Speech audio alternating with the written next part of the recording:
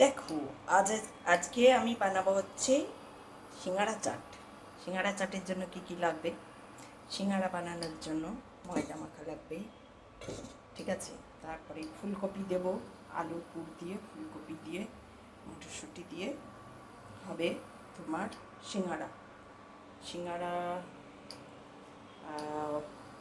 হয়ে তারপরে হবে এই যে ঘুগনি হবে এখন।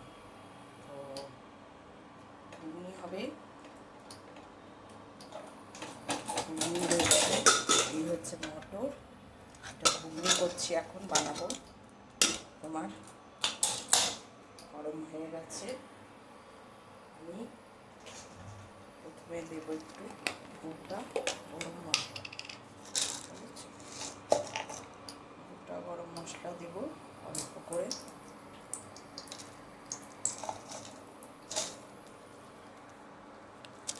আচ্ছা, তারপরে হচ্ছে তোমরা ভেবো না,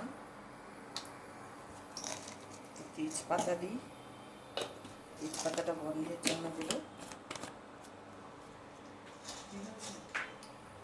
তেজপাতা দিতে হবে, শুকনো লঙ্কাটা দেওয়া যায়, শুকনো লঙ্কাটা তো একটা সুন্দর ফোড়নের গন্ধ আসে, তো শুকনো লঙ্কা দিয়ে দিই একটা দুটো, নাকি দিয়ে দিই।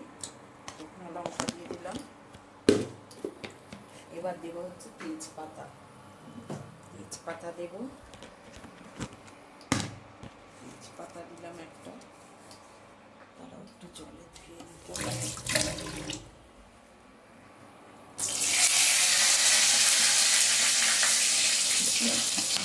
তেজপাতা দিয়ে দিলাম, শুকনো লঙ্কা দিয়ে দিলাম, এরপর হচ্ছে তোমার পেঁয়াজটা আর টমেটোটা দেবো,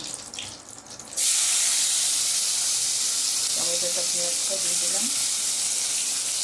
এরপর মশলা দিয়ে ঘুগনিটা করবো। ঘুগনিটা হয়ে গেলে তারপরে উপরে দই দিয়ে আর সিঙ্গাড়াগুলো ভেঙে দেবো, তারপর ঘুগনিটা দেবো, তারপরে দই দিয়ে মশলা দিয়ে আমি বানাচ্ছি আজকে কি বলে মশলা চাট, ঘুগনি চাট।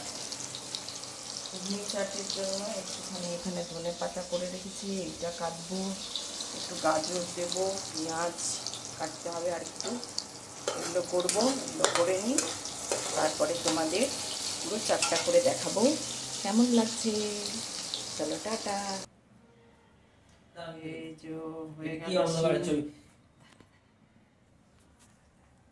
এই হলো গোটা সিঙ্গাড়া চাট, কেমন লাগছে? এই যে সিঙ্গাড়া,